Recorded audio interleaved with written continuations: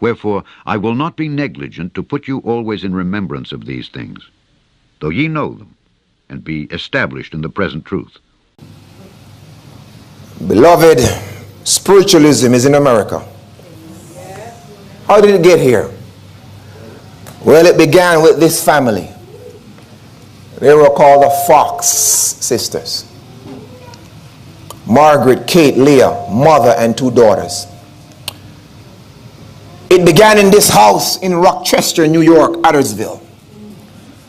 The record said a peddler, Mr. Splitfoot, they called him, was slain in that house. And it became haunted. On December 11th, 1847, John Fox, along with his wife Margaret and the 2 daughters, Kate and Margaret, moved into the house in Addersville. The house had a reputation of being haunted. Mr. Splitfoot appeared, and he began to hold dialogue with the Fox sisters. And from that was the springboard for the birth of spiritualism in this great country. Please check upon me. The Fox sisters. The gift of prophecy was not given, however, only to guide the work of the church and enlarge its vision. In Ephesians chapter 6, the Apostle Paul warned the church that it was engaged in a struggle against the devil's schemes and against the spiritual forces of evil in the heavenly realms. Another important function, therefore, of the prophetic gift is to protect the church from the deceptions and attacks of its enemy. 10 minutes' drive from Hiram Edson's home is the birthplace in Hydesville, New York, of modern spiritualism.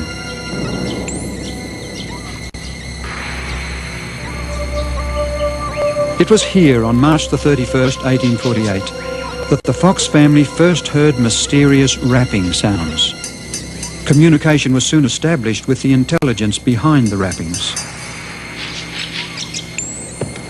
It was supposedly the spirit of a peddler who had been murdered here many years before. Later in 1848, the first public demonstrations of the rappings were given in Rochester, New York. Within a decade, newspapers estimated the number of believers in the spirit manifestations to be more than 1 million, with the number of mediums to be 40,000 in the United States alone. Ellen White was warned against these Rochester rappings in a vision she had in 1849. I saw that the mysterious knocking in New York and other places is the power of Satan, and that such things will become more and more common, being clothed in a religious garb. Some 18 months later, she was given another vision concerning the same phenomena. Soon it will be considered blasphemy to speak against the rapping, for it will spread more and more. And even the miracles performed by Christ himself will be attributed to such spiritualistic phenomena. The remarkable fulfillment of these predictions is seen in this volume, 100th Anniversary of Modern Spiritualism, published by the National Spiritualist Association of the United States in 1948. Here on page 68 it states, "A medium foretold the birth of Jesus, whose brief life on earth was filled with the performance of many so-called miracles, which in reality were spiritual phenomena." And what about blasphemy to speak against the rappings? Page 34, "Neither priest nor press should uncharitably speak of or touch this holy word spiritualism, only with clean hands and pure hearts." Has it become clothed in a religious garb? On page 69 we read, "Spiritualism is the coming universal religion. It is the lifeblood of Christianity. In fact, it is Christianity plus." Ellen White also spoke about the power Satan has to bring before us the appearance of forms purporting to be friends and relatives whom we know to be dead. In J.B. Phillips' book, Ring of Truth, A Translator's Testimony, the well-known translator of the New Testament tells of his meeting with the famous Christian writer, C.S. Lewis. The notable fact about this meeting is that it occurred a few days after Lewis's death. When Phillips shared this experience with a church bishop, he was told that it happens all the time. Beloved, today's spiritualism and superstition are the order of the day. When I was growing up, they used to tell me that sex sells. Not no more. Spiritualism sells. Superstition is the order of the day. You know, my mother is not a Christian, and she makes no profession to be one. She called me last week and said, son, my left hand is scratching me. What does it mean? I said, it means you need to scratch it. Scratch that thing. She says, but you understand, it's been scratching me now for weeks. I said, maybe you got a nerve problem, mommy. You need to go see the doctor. She says, but don't the Bible say something like you get money? I said, far from it. Superstition. When my grandfather died, her mother, it was a custom that weird custom, that they passed the eldest child over the coffin. Ward off evil spirits. Now obviously it didn't work because my brother got deported. And when my grandmother died now, and the whole family went down there, they asked me, would you bring your eldest daughter? I said, for what? We've got to keep up the ritual. I said, I think not. So finally, I went down there, and man, there were folks from all over the globe. And we were in a little house in St. Thomas. Dark, I'm telling you. Grandmother was there, and that night, I bleached that night. I knew she was dead, but I didn't want to go to sleep that night. And they were carrying on and doing their thing, and it was about 2 o'clock in the morning. My cousin, and she's a nurse, her son wanted to use the bathroom. Now, we only had 2 bathrooms, and the house was packed. You had to go to the pit around the corner. And for some strange reason, all of her dead friends' family were buried in that yard. And she had a nerve to ask me, do you mind taking me to the bathroom? I said, I think not. I'm not going out there in that graveyard. But even though I knew the dead were dead, this thing is ingrained in us, brothers and sisters. He had to hold that one. Superstition and spiritualism. And we have come to a point, America is now being entertained by spiritualism. Now I have some clips. Young Crotchfield, I need some volume. Now, even the advertisement. The world has gone mad. Cell phones and even the electric power company. Now, some of them I couldn't show because I didn't want to scare anybody, but I think we can work with this one. Jacques? Jacques, ben je daar? Jacques? Jacques? Was dat een antwoord? Is dit een teken? In case of an individual power cut, we are with you in 2 hours. If you notify us, that is. Jacques?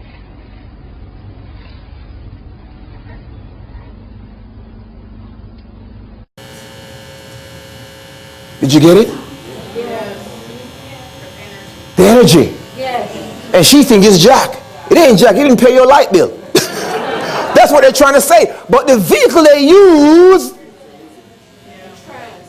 was spiritualism. And I have several of these people that can show you this one. Even Samson has one. Ghosts and goblins.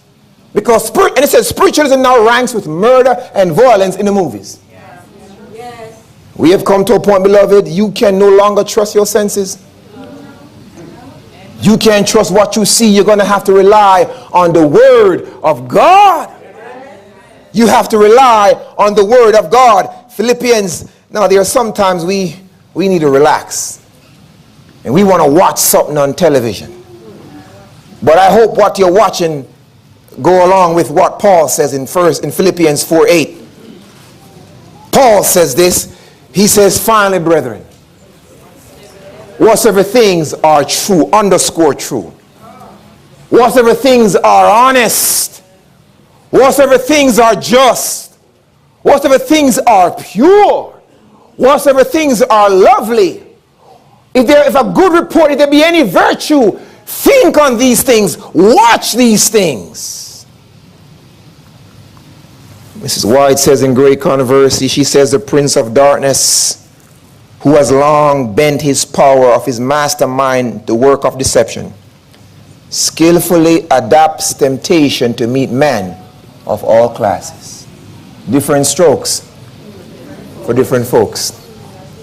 She says now, she says to persons of, this is so profound, to persons of culture, that's those who are sedate and sedide, the high echelon, those who live in Sugar Hill.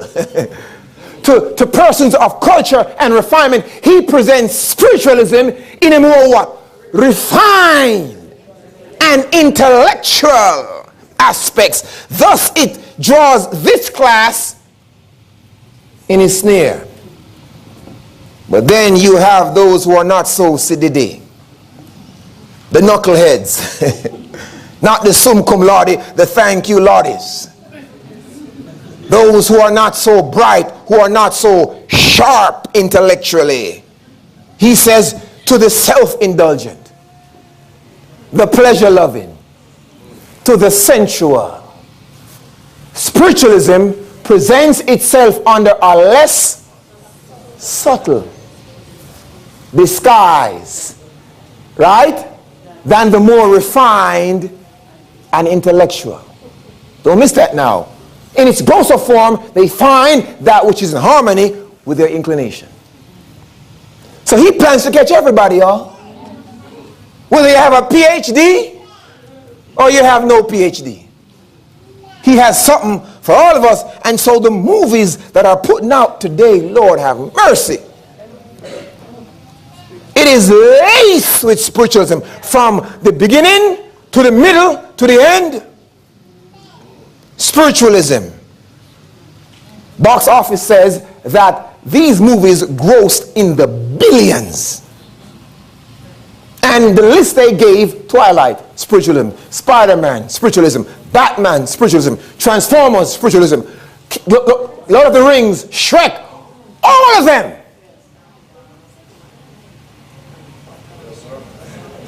Spiritualism. It sells. It's no longer violence anymore. It is witchcraft and ghosts and goblins. The #1 movie of all time that grossed over $2 billion worldwide was Avatar. Deep in witchcraft. You need to burn that thing if you have it in your house. Can a man take fire in his bosom and his clothes not be burned? Then the Titanic. And that one is just lazy. That one is so subtle, y'all. I'm going to show you. Harry Potter. All these movies have one thing in them: spiritualism.